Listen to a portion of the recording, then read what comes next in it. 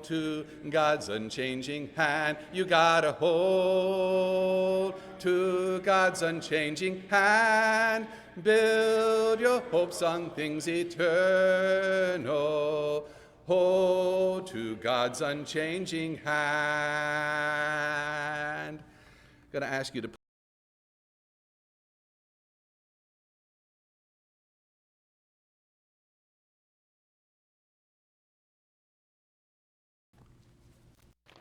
Good morning.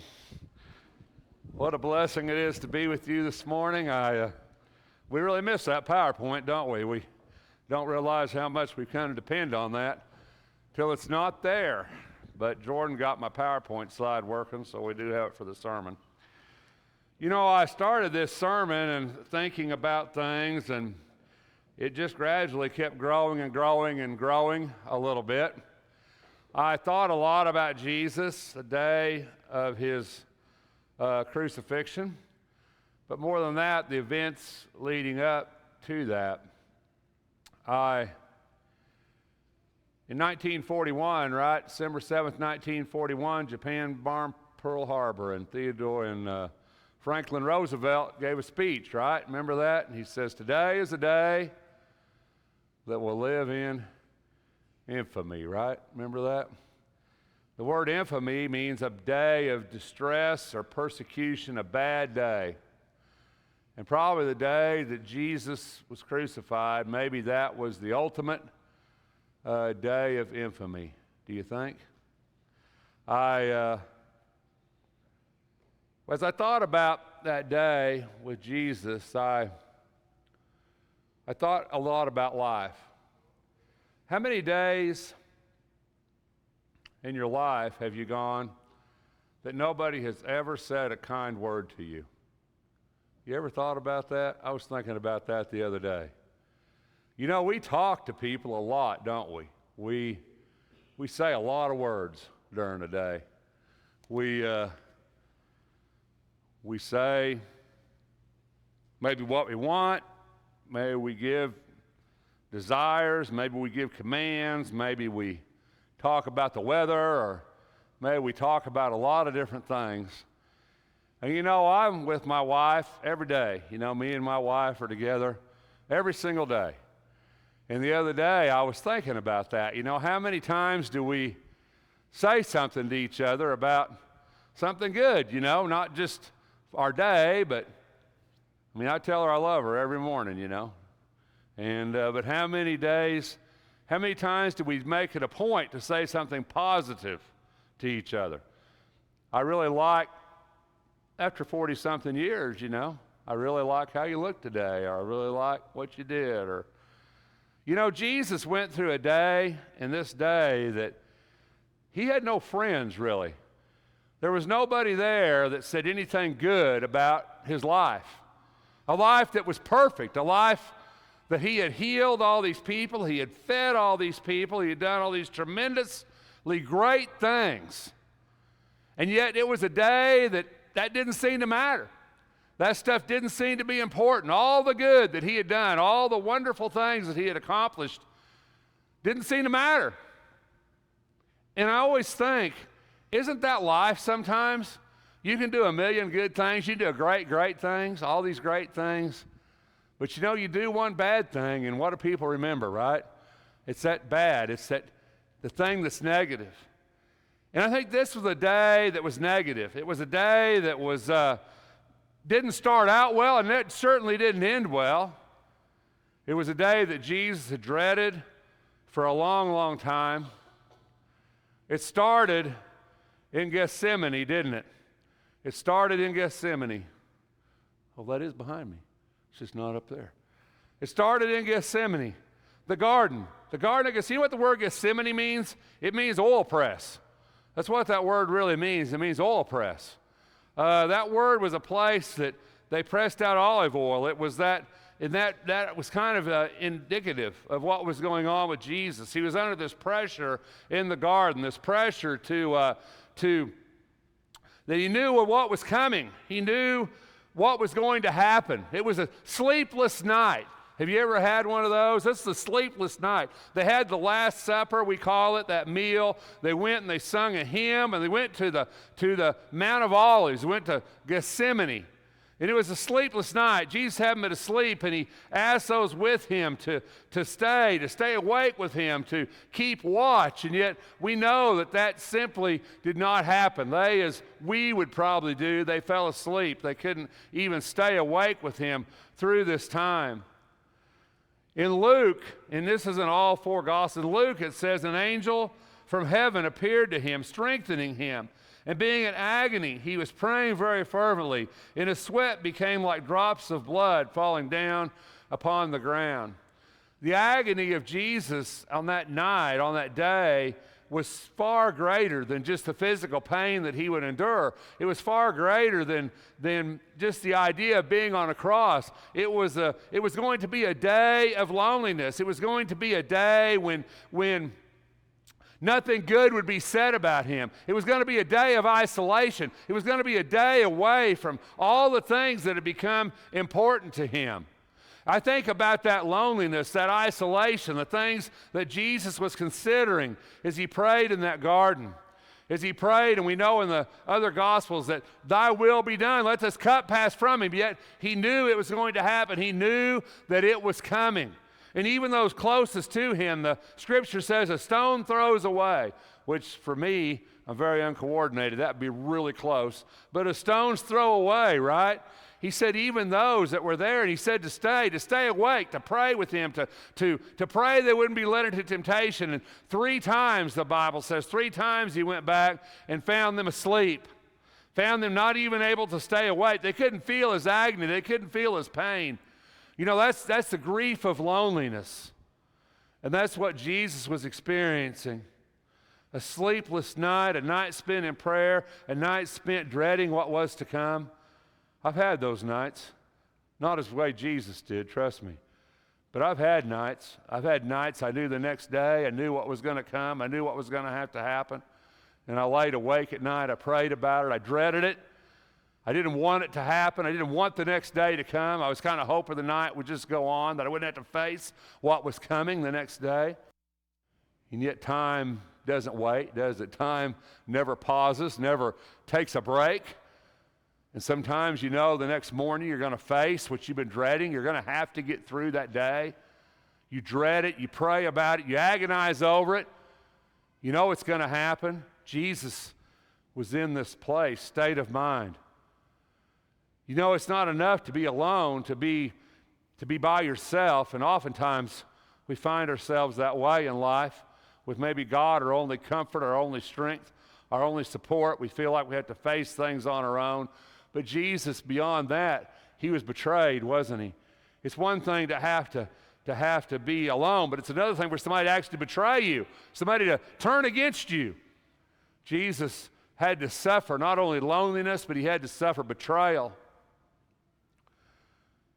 You know, one that was closest to him, right? One that he knew. John 6, he says, didn't I choose the 12 of you, and yet one of you is a devil, he says, knowing which one would ultimately betray him, which one would turn against him, a man that he had shared meals with and hours and discussions and conversations, and one that he knew would turn against him. Have you ever had a close friend to betray you, a close friend to turn against you, someone you thought you could trust, someone you thought you could depend on that ultimately turned against you?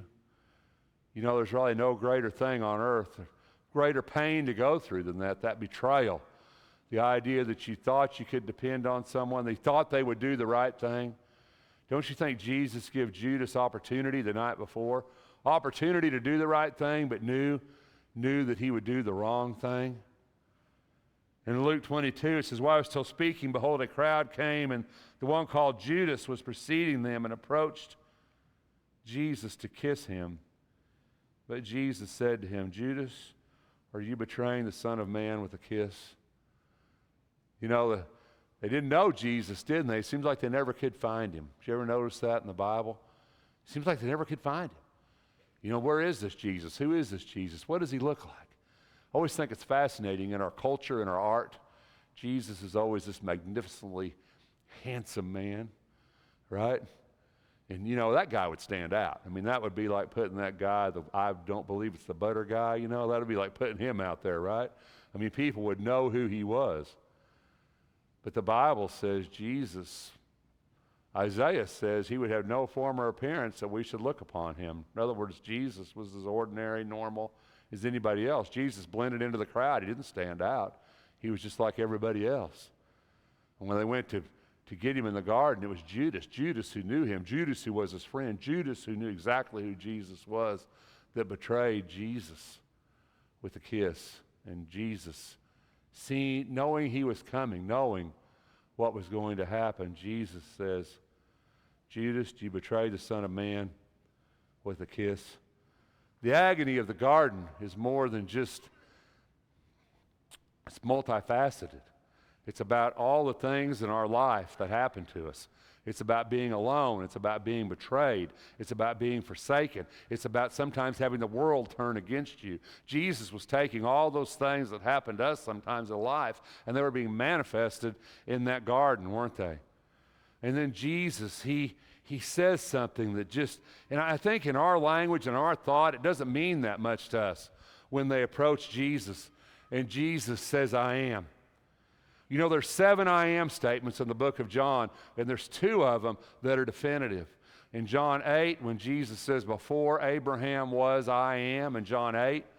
And then here in John 18, where it says, they answered him, Jesus the Nazarene. They answered him, Jesus the Nazarene, and he said to them, I am he. To you and me, we don't think much about that statement, but it's exactly the statement in the Greek that Moses used in Exodus 3 when he said, who do I say sent me? And he says, the I am. And Jesus, throughout the Gospel of John, uses the I am statement. I am the bread of life. I am the door. I am the way, the truth, and the life. I am. 7 times in John, there's I am statements, but 2 of them are definitive statements. When he says, before Abraham was, I am, and in the garden, it's the exact same word in the Greek that's used. And when he said that, they fell to the ground. For him to say, I am, meant I am God. It's a statement. I am him. I am God. And they fell to the ground. They backed up and they fell to the ground. And when we read that, we don't think anything about that because we just think Jesus was saying, well, I'm he. This is me. And it can be used that way. But when Jesus said that to them, Jesus was saying, I'm God. And they went back and they fell to the ground because they thought, this is God. And they were right, weren't they? They were absolutely right. They drew back and they fell to the ground. And Jesus could have done some tremendous thing, couldn't he? Jesus could have done a Jesus thing. But that wasn't the path. If you go hundreds of years before this ever happened and go back to the book of Isaiah in Isaiah 53, listen to what Isaiah says. He was oppressed and he was afflicted, yet he did not open his mouth, like a lamb that is led to slaughter and like a sheep that is silent before its shears. So he did not open his mouth. By oppression and judgment he was taken away. And as for his generation, who considered that he was cut off out of the land of the living, for the transgression of my people, to whom the stroke was due. Isaiah, hundreds of years before Christ lived, Isaiah said that Jesus would go this way, that he wouldn't argue, wouldn't fight, he wouldn't resist. Jesus says, don't you know I have at my disposal 10 legions of angels? We sing that song, don't we? He could have called 10,000 angels, and yet he didn't do it. The greatest strength of Jesus was the strength not to do anything. I don't think I have that ability most of the time. If there's something happening to me and I have the ability to strike back, the ability to make it right, I'm probably going to do that. But Jesus didn't. Jesus refused to let that take control of him. He managed the situation in the way that he knew he had to do it by submitting to those who had come to get him, those who had come ultimately to hang him upon a cross. The amazing thing about the day of Jesus' crucifixion is that he allowed it to happen. You ever think about that? He could have not went. He could have stopped it. He could have changed that, but he allowed it to happen. He allowed it to take place. And they fell back because he says, I am, I am. Those I am statements in John that are so So powerful. And they took Jesus, and it's still dark, right? Still dark. Middle of the night. And they take him first to this house of Annas. You see, Annas, he was the high priest before Caiaphas. In the Bible, in the Old Testament, high priests are for life. You're a high priest until you die, and then your son takes over being high priest. That's how the priesthood was set up. But in Roman rule and Roman authority, it wasn't that way anymore. Romans decided who was going to be high priest. They wanted somebody there they could control, somebody they could dictate. And Annas had been high priest up until about 15 A.D., a few years before Jesus began his ministry. Annas had been the high priest in Jerusalem. But his influence was still so great that they went to him first. They wanted a quick confession. They wanted a quick confession from Jesus. They wanted to put this thing to bed before the sun came up, so to speak. They wanted a quick confession, so they take him to him, and he has this authority, and he has a lineage of authority, and he continues to have that. As a matter of fact, Caiaphas, who we'll go to next, is Annas' son-in-law. And Annas has 5 sons of his own, and those sons, eventually most of them would wind up also being high priests. A matter of fact, it's Annas' son, who is also called Annas, who would eventually put James, the Lord's brother, to death. This family would be very influential and was very powerful at this time. And there was a courtyard outside of his house. And in this courtyard is where we see things begin to unfold with Peter, and we begin to see things unfold with John. The Roman cohort and the commander and the officers of the Jews. You see, when they went to get Jesus, it wasn't just Roman soldiers. It was temple soldiers too. There were temple soldiers, there were Roman soldiers. This thing had to be done in a certain way in order for prophecy to be fulfilled. There was no accident. It couldn't just be Jews because they couldn't put Jesus to death. And even though Jews got away with that, don't get me wrong, Jews got away with that at the time of Jesus. Stephen was stoned in Acts. Remember that? They stoned Stephen. They got away with stoning. But Jesus couldn't be stoned because Jesus had to be hung, because that was prophecy. Jesus had to be lifted up above the earth. Jesus said in John, he says, if I'm lifted up, I will draw men unto myself. And meaning that, signifying, John says, the type of death that Jesus was to die. So Jesus had to be crucified, and Jews couldn't do that. Jews couldn't crucify somebody. That would have been pretty hard for them to pull off. They could get away with hauling somebody out of the city and throwing rocks at them and killing them. They could probably get away with that. Romans probably weren't going to say a lot about that, but they weren't going to hang somebody on a cross. And Jesus needed to be hung on a cross. And they needed a confession. They needed something to charge him with. So they took him to Annas, the high priest. And the Roman cohort, the command of the officers of the Jews, arrested Jesus and bound him and led him to Annas first, for he was the father-in-law of Caiaphas, who was high priest. The scripture says, high priest that year. You know, in that confession they wanted, and it goes right back to Isaiah, Jesus wasn't going to fight that. But Jesus did speak. And in that day at Annas, in John 18, Jesus answered. He says, I have spoken openly to the world. I always taught in the synagogues and in the temple where all the Jews came together, and I spoke nothing in secret. Why do you question me? Question those who have heard what I spoke to them. They know what I said. And when he had said of this, one of the officers standing nearby struck Jesus. I think it's the first time Jesus was hit this day. It's not going to be the last time, but it was the first time. He struck Jesus, saying, is that the way you answer the high priest? You know, Jesus, they wanted this quick confession. They wanted him to admit to wrongdoing, admit to blaspheme, because to them that was punishable. When he said, as they stated, I will tear down this temple and build it again in 3 days, to them that was blaspheme, putting himself in the place of God, being God, which of course he was. They wanted a quick conviction. They wanted him to make this statement, or it didn't happen. And so then Caiaphas, in the meantime, while this is going on, while this is transpiring in the middle of the night, we got to get the Jewish court together, the Sanhedrin. They're going to meet at the house of Caiaphas. And so while this is going on with Annas, and we're getting this this discussion. Hurriedly, people are running all over Jerusalem in the middle of the night. I like to get this picture in my head. They're running all over Jerusalem in the middle of the night. They're knocking on doors of the Sanhedrin. There's 70 seats on the Sanhedrin, the Jewish court. And they're knocking on the doors of all the guys of the Sanhedrin. They're saying, hurry, hurry, hurry. You got to get to Caiaphas' house. They've arrested Jesus. We got to convene. The Jewish court has to convene. So while this is going on with Annas and Jesus is being questioned in Annas' courtyard, all of a sudden they're convening the Sanhedrin at the house of Caiaphas. You know, this is where the Bible, if you read all the accounts, if you read Matthew, Mark, and Luke, it has Peter denying Jesus at Caiaphas' house. If you read John, he has Jesus denying Peter in Annas' house. That's a very kind of confusing part of Scripture. And people say, well, Rex, you know, how can that be? How can it be if it's at Caiaphas' house in Matthew, Mark, and Luke, and it's Annas' house in John's gospel? How does that happen? And a lot of people say that their courtyards were adjoining. It was like a big courtyard, like one house was next to the other.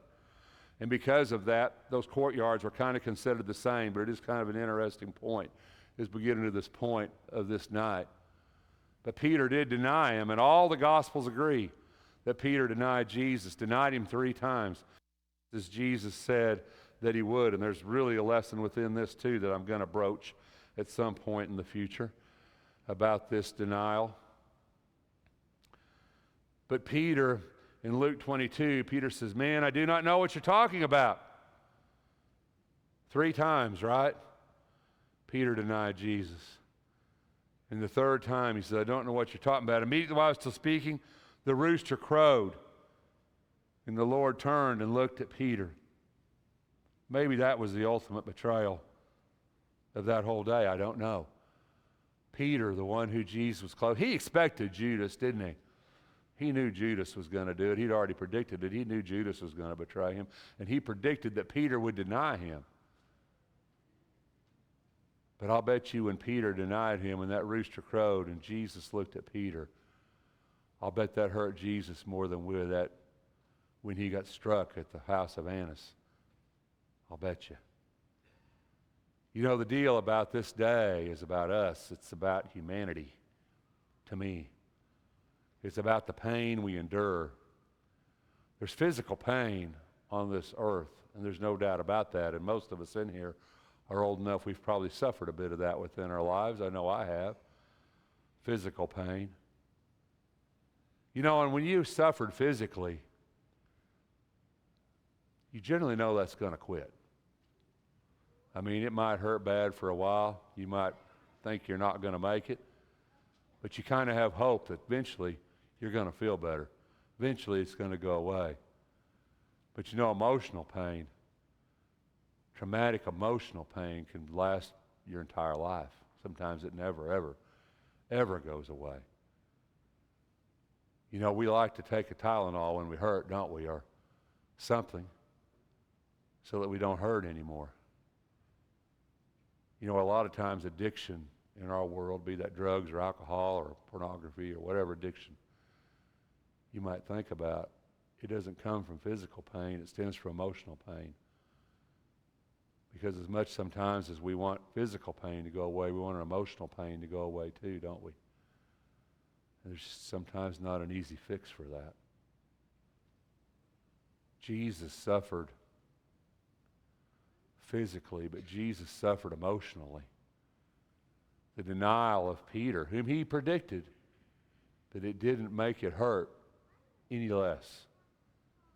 When he looked at Peter, the one he loved, the one he had been closest to, part of his inner circle, the one who had seen all the great things that Jesus did, and Peter denied him, and that rooster crowed, and Jesus looked over there. Jesus looked over there.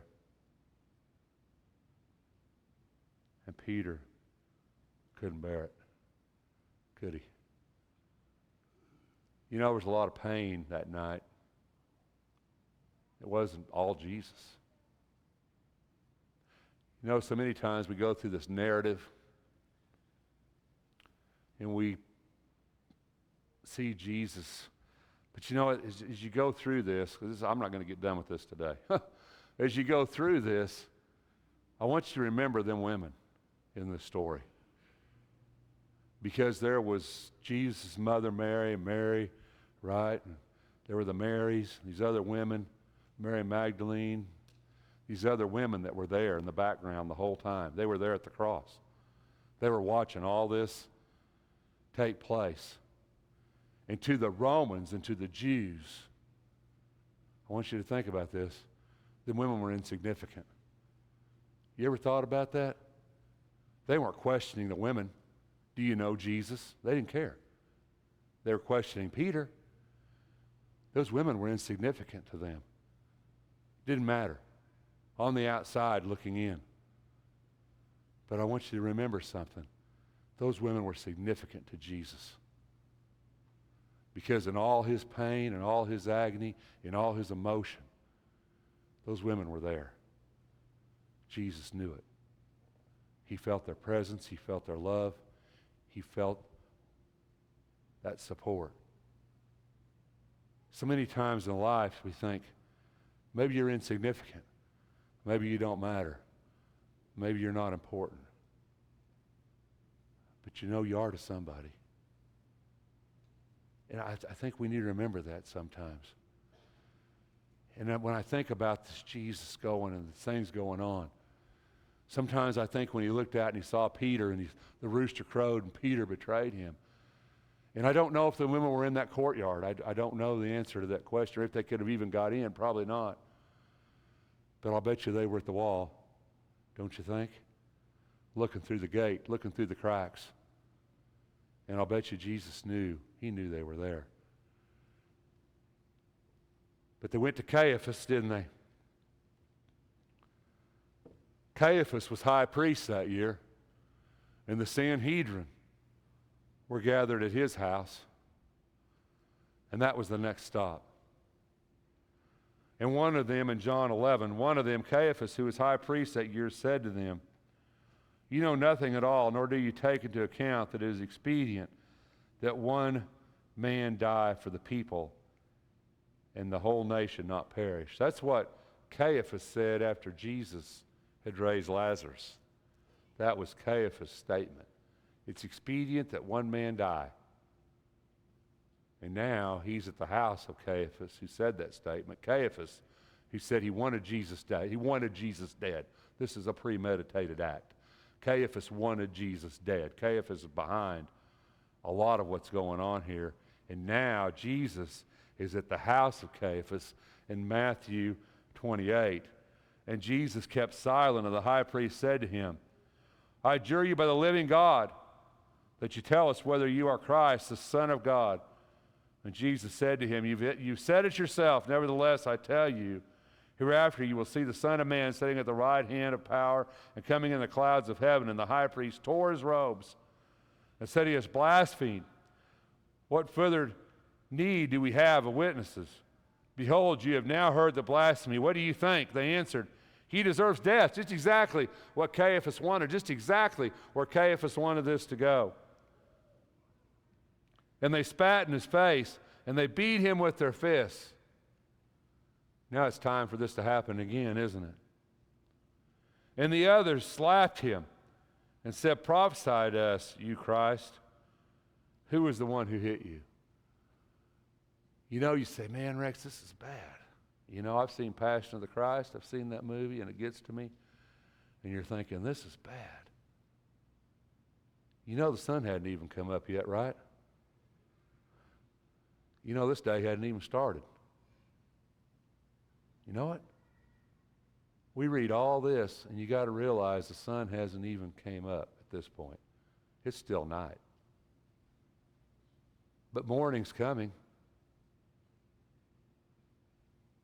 And you know what's going to happen in the morning? If I can get there. You know what's going to happen in the morning? We're going to go to Pilate. Because we got to get a Roman to sentence Jesus to death. You know what's going to happen in the morning? Judas is going to regret what he did, because it didn't turn out the way he thought it was going to turn out. And Judas is going to go to the priests, and he's going to throw them 30 pieces of silver on the floor, and he's going to go and hang himself. You see, this day is bad. This day is the ultimate day of infamy. Jesus will die this day. Judas will die this day. The hopes of a nation will die this day. The dreams of the apostles will die this day. Not going to say they're going to remain dead, but I'm going to tell you, this is a bad day. And it's just now morning. So we've been to Annas, we've been to Caiaphas, and now the sun's coming up, and now we've got to go to Pilate next Sunday morning. Thanks for your time this morning. I hope you think about these things. Jesus, the sacrifice that he made for you and for me. And I hope as we go through this, you realize the day Jesus died was way more than just getting nailed to a cross. If we could help you in any way this morning, won't you let it be known?